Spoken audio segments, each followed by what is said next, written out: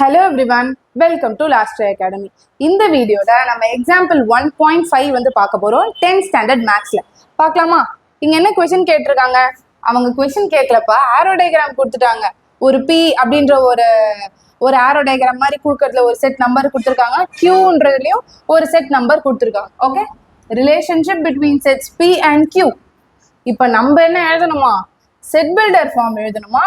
Roster form எழுதணும் and டொமைன்னா என்ன, ரேஞ்ச்னா என்ன அப்படின்றதையும் நம்ம எழுதணும். ஓகேவா? செட் பில்டர் ஃபார்ம்னா என்னப்பா? ஒரு நம்பரை நீங்க அப்படியே ஓவரா பில்டப் பண்ணி எழுதுறது தான் இந்த செட் பில்டர் ஃபார்ம். ஓகேவா? Set builder form of R. நம்ம ஏன் ஆர்ன்னு சொல்றோம்? ஏன்னா R is a relation. Okay, R அப்படின்னு சொல்லிடுறோம். இதை ஃபர்ஸ்ட் ஓப்பன் பிராக்கெட் பண்ணிக்கிறோமா? இது வந்து எக்ஸ் கமா ஒய்யா இருக்கணும். பிகாஸ் இது எல்லாமே போய் பேரா சேருது. ஸோ இப்போ உனக்கு வர ஆன்சர் எப்படி இருக்கும்? எக்ஸ் கமா ஒய்யா தான் வரணும்னு நீ சொல்ற. நெக்ஸ்ட் என்ன பண்ற? ஒரு கோடு ஒன்று போட்டுக்கிறோம், ஒரு மாடலஸ். ஏன்னா அதுக்கப்புறம் தான் நீ கொடுக்குற கண்டென்ட்டே வரப்போகுது. y is equal to x minus two. ஏன் ma'am y is equal to கரெக்டாக எக்ஸ் மைனஸ் டூன்னு போடுறீங்க அப்படின்னா, இதை ஒரு எக்ஸ்ன்னு எடுத்துக்கோங்க, இதை ஒய்ன்னு எடுத்துக்கோங்க.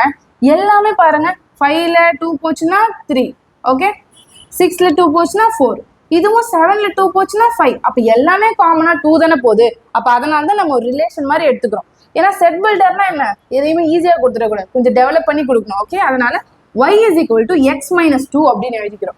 நெக்ஸ்ட் கண்டிஷன் எழுதிக்கிறோம். சரி, y is equal to x minus டூன்னு எழுதிட்டு நீங்க இதை எக்ஸ்ன்னு எடுத்துக்கிறீங்க, நீங்க இதை ஒய்ன்னு எடுத்துக்கிறீங்க. இப்போ இந்த கொஸ்டினே தெரியாதவங்களும் கரெக்டாக இதுதான் எக்ஸ் எப்படி எடுப்பாங்க. ஸோ அதனால தான் நம்ம இங்கே கமா போட்டு x belongs to p, y belongs to q. X நீ வந்து பின்ற அந்த பிளாக்ல இருந்து தான்ப்பா எடுக்கணும், ஒய்ன்றதையும் கியூன்ற பிளாக்ல தான்ப்பா எடுக்கணும்ன்றத நீ பக்கத்துலேயே கண்டிஷனும் நீங்க கொடுத்துடுறீங்க. ஓகேவா?